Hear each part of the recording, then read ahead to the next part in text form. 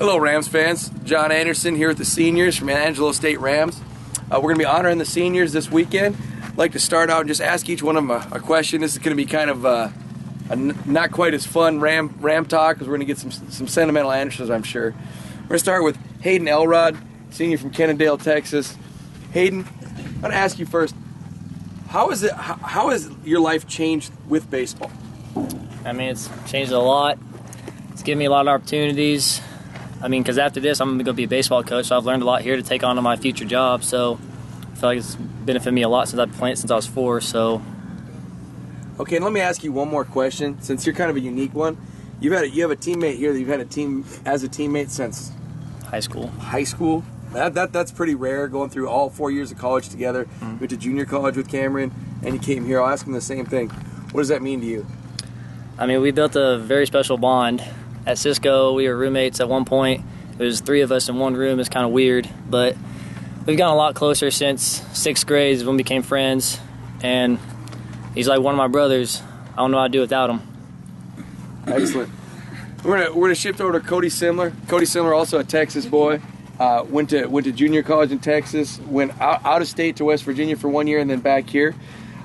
What's special to you about Angelo State? Everything. The group of guys here, I just love the guys here.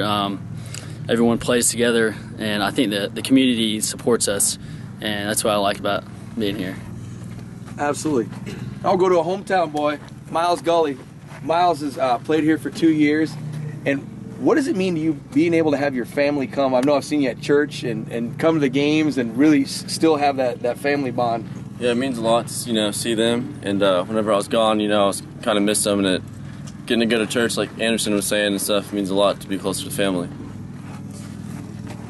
Trae Davis, one of my favorites. I remember your recruiting visit going to Bodacious Barbecue. Yes. Wonderful.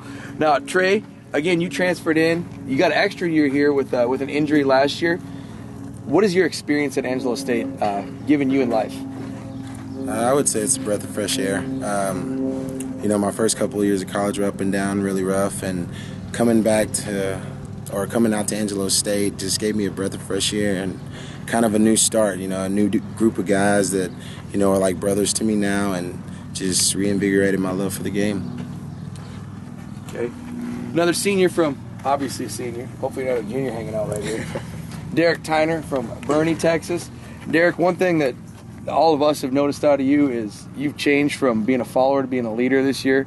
And I want you to speak, how did you have that big adjustment in your life? Just had a rough time last year. I had hung out with the wrong group of people here and there, and this year I really got my priorities straight and really worked hard in the classroom, extra hard, and really came out here every day, came here early, stayed late. I really put in a lot more effort this year, and I think that's the most important thing, is putting in a lot of effort in whatever you do in life. Okay, over to Brett David, who's one of the guys who's been here for all 4 years, which it's kind of rare in college sports nowadays to stay at any place 4 years. First of all, how did you do it? And then we'll go on from there. I mean, when I got here my freshman year, I had a big freshman group with me, so it was already had a lot of friends coming in that first year, and then just a lot of older guys that helped me stay around, and just San Angelo's become a second home for me. So I mean, it's been great being here for 4 years, and I've been blessed to be playing with the guys that I have been. And then for you, I see that you're kind of one of those people that's made your way in the community. Now you're out here with little kids after the ball games and helping players, and a lot of people in the community. What does that mean to you, your family, and how did you maintain those relationships while playing? I mean, it's always great to give back to the community because, I mean, our fans are what help us. I mean, they come to the games and support us every single day, and it's great to give back to them, especially little kids who always want to come out and play baseball. I mean, it's awesome to teach them what I've learned over the 18, 19 years I've been playing. On to Cameron Massengill. Cameron's been a mainstay for 2 years. I think you've caught in every single game. If not, it's been pretty close. At the same time, as well as all these guys standing here, you're really good academically. How do you balance that? And how has Angelo State helped you balance that?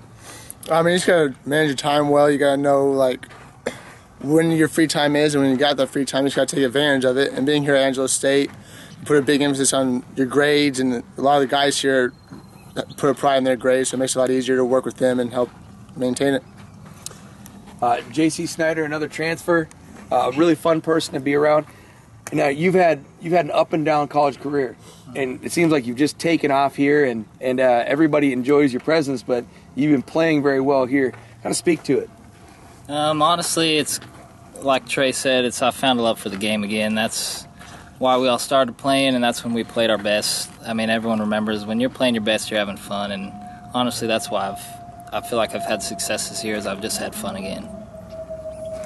Blake Bass, I know we've talked a few times during this year about your college path too. You've been here for 2 years, and it seems like every day you get better, have got better during your 2 years.